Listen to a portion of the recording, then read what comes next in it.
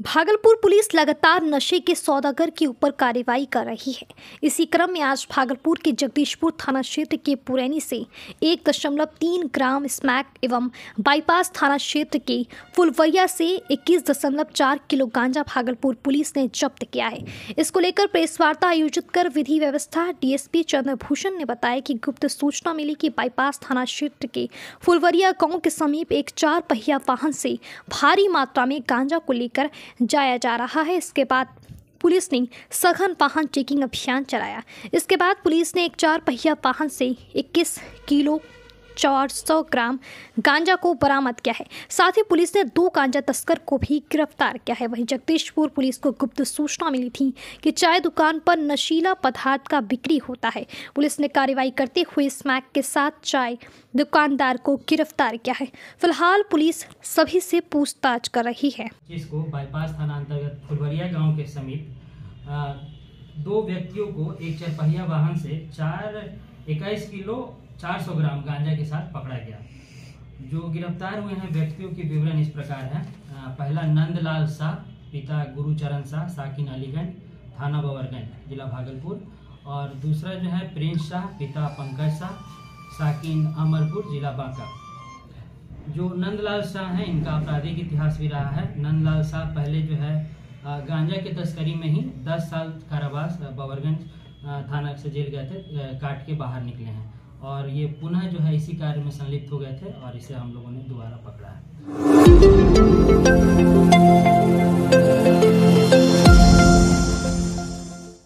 HMPV virus को लेकर भागलपुर के सदर अस्पताल में ऑक्सीजन प्लांट का मॉक ड्रिल किया गया। इस दौरान प्लांट से मरीजों के बेड तक ऑक्सीजन सप्लाई मरीजों के बेड तक आसानी से हो सके, इसको लेकर बारीकी से निरीक्षण किया गया। आपको बता दें कि सदर अस्पताल में 10 बेड का सुरक्षित वार्ड बनाया गया है।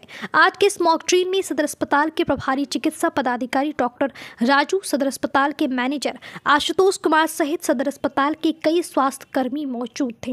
उधर पूर्वी बिहार के सबसे बड़े अस्पताल मायागंज में अधीक्षक डॉक्टर के सिन्हा के नेतृत्व में मॉक ड्रिल कार्यक्रम का आयोजन किया गया, जिसमें मायागंज अस्पताल में संचालित 3 ऑक्सीजन प्लांट को सुचारू रूप से देखा।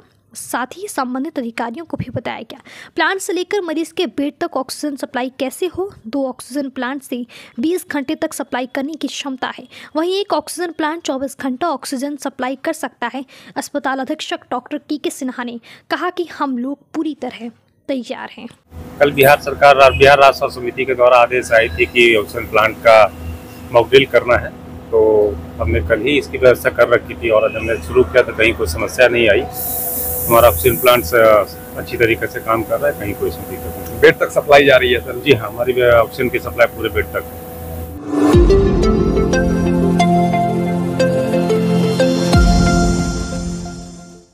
भागलपुर के सदर अस्पताल में मरीज के भेष में दलाल काफी सक्रिय हो गया है। खासकर ग्रामीण क्षेत्र के भूले भाले गरीब मरीजों को अपना निशाना बना रहे हैं। मरीजों को बहला फुसलाकर निजी क्लिनिक में भर्ती कराते हैं और फिर मोटी रकम ऐंठते हैं। महिला दलाल प्रसूता के परिजनों से जांच के नाम पर पैसे लेकर फरार हो जाती है। मरीज और परिजनों से अस्पताल प्रबंधन ने दलालों से सावधान रहने की अपील की है। दलाल ये मैंने आम जनों के लिए ये यहाँ पे दे रखा है ताकि उनको ये आइडिया रहे कि यहाँ पे किसी भी तरह का पैसा, किसी भी सरकारी अस्पताल में किसी भी चीज़ों के लिए कोई पैसा नहीं लगता है। और अगर कोई इसके लिए बरगलाते हैं तो उसके लिए मैंने वहाँ नंबर भी दे रखा है। उसमें खुद पर्सनल मेरा नंबर है, यहाँ का हॉस्पिटल मैनेजर का नंबर है कि अगर कोई बरगलाते हैं और यहाँ से बाहर लेकर के जाते हैं तो उसके लिए हमने पोस्टर लगा रखा है और वो तुरंत हम लोग को इन्फॉर्मेशन दें।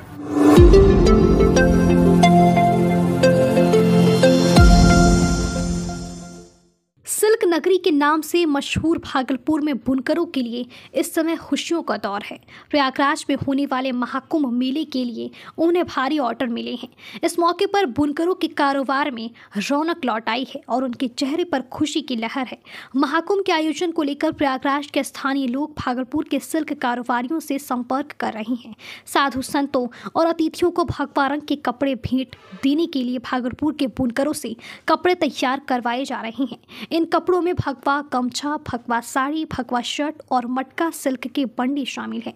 भागलपुर के कारोबारियों को अब तक 50 से 60 लाख का ऑर्डर मिल चुका है और अनुमान है कि महाकुंभ से जुड़े कपड़ों के लिए कुल मिलाकर 5 करोड़ रुपए से अधिक का कारोबार होगा। इन ऑर्डरों में 15,000 पीस साड़ी, 10,000 पीस गमछे, 1,000 मीटर लीलन शर्ट और 1,000 मीटर मटका सिल्क की बंडी शामिल है। ये कपड़े अगले 15 दिनों में तैयार होकर भेजे जाने हैं और इसके लिए चंपानगर में 200 बुनकर दिन रात काम कर रहे हैं। इन बुनकरों ने उजले धागे से साड़ी, गमछे और अन्य कपड़े तैयार करना शुरू कर दिया है। इसके बाद इन कपड़ों को ढाई किया जाता है और फिर कढ़ाई कर उन्हें अंतिम रूप दिया जाता है। बताते चले कि भागलपुर का सिल्क न केवल भारत में बल्कि विदेशों में भी पसंद किया जाता है। यहाँ के बुनकर हर साल बड़े पैमाने पर सिल्क और लिनन कपड़े तैयार करते हैं और त्योहारों के दौरान उनका कारोबार काफ़ी बढ़ जाता है। सिल्क के साथ साथ लिनन और बिस्कॉच के कपड़ों की भी बड़ी डिमांड रहती है। महाकुंभ से ऑर्डर है, जो हम लोगों ने सोचा भी नहीं था, वहाँ से ऑर्डर है। और लिलन शर्ट का ऑर्डर है, मटका बंडी का है, साड़ी का है, कॉटन लिलन गमछा का है। तकरीबन अभी स्टार्टिंग फेज़ में, पहला फेज़ में 5 से 10 करोड़ का ऑर्डर है पूरे क्षेत्र में। और अगर हम लोग समय से पहले इसको डिलीवर कर दें तो ये 40 से 50 करोड़ तक का जाने का संभावना है। कैसे आप लोग तैयार कर रहे हैं जीते हुए? हम लोग तो क्योंकि टाइम कम है, काम ज़्यादा है, इसलिए हम लोग चाह रहे हैं कि 24 घंटा मतलब कि डबल ड्यूटी इन लोगों को शिफ्टिंग कर दिए हैं ताकि जल्दी से जल्दी ये टाइम पे 20 दिन का ऑर्डर, 20 दिन का समय दिया गया है। 20 दिन से पहले हम लोग को डिलीवर करना है। तो टाइम कम है, काम ज़्यादा है, तो रात दिन ठंडा का टाइम कुछ भी हम लोग नहीं देख रहे हैं। काम जल्दी से बिफोर जाना है वहाँ पे।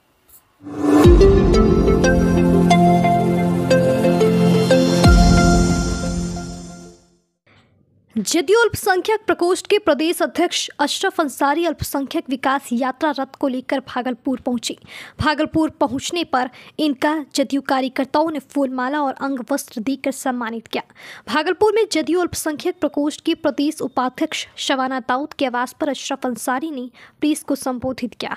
इन्होंने कहा कि हमारे बिहार के मुख्यमंत्री एवं हमारे पार्टी के गार्जियन नीतीश कुमार ने मुसलमान के लिए बहुत काम किए हैं। आज़ादी के बाद से आज तक कोई भी मुख्यमंत्री मुसलमान के लिए इतना काम नहीं किए थे।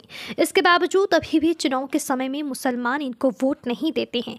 इसके लिए हम लोग मुसलमान के बीच जाकर वार्ता कर रहे हैं और अपने पार्टी के द्वारा किए गए कामों को गिना रही हैं।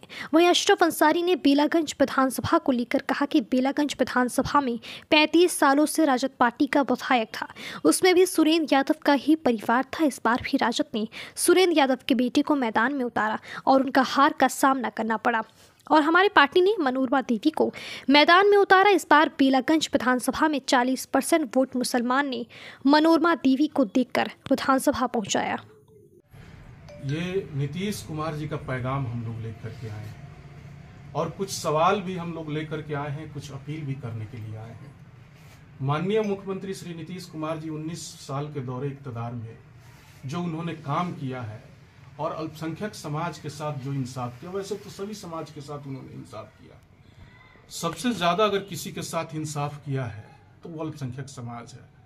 तो हम लोग अपने समाज से ये प्रश्न करना चाहते हैं कि माननीय मुख्यमंत्री श्री नीतीश कुमार जी आपके साथ लगातार इंसाफ कर रहे हैं, आपके सारे जज्बाती मसलों को, बुनियादी मसलों को हल कर रहे हैं, आप उनके साथ कब इंसाफ करेंगे? एक हमारा ये प्रश्न है कि आप भी उनके साथ इंसाफ कीजिए।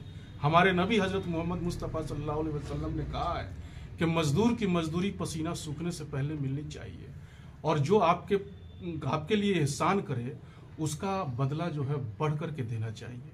हम ये एहसास कराना चाहते हैं अपने समाज का कि कई भागलपुर के लोग उससे ज्यादा क्या मिसाल हो सकती है, जो भागलपुर के दंगे के कोख से जन्मी हुई पार्टी और रातों रात एक रथ लेकर के मुसलमानों का मसीहा बन जाती है। और नीतीश कुमार आपके कब्रिस्तान से लेकर के, आपके मस्जिद से लेकर, आपके मदारिस से लेकर के आपके सारे बुनियादी मसले हल कर रहे हैं, आपके शिक्षा का मसला हल कर रहे हैं, आपके तालीम का, बच्चों के भविष्य संवार रहे हैं। आप महिलाओं को के लिए महिला सशक्तिकरण में उन्होंने तो ये किया है कि मार्टिन लूथर किंग और महात्मा गांधी कहते थे, अगर माननीय मुख्यमंत्री श्री नीतीश कुमार जी का एक काम का आकलन किया जाए तो पूरी दुनिया में महान होने के लिए काफी है।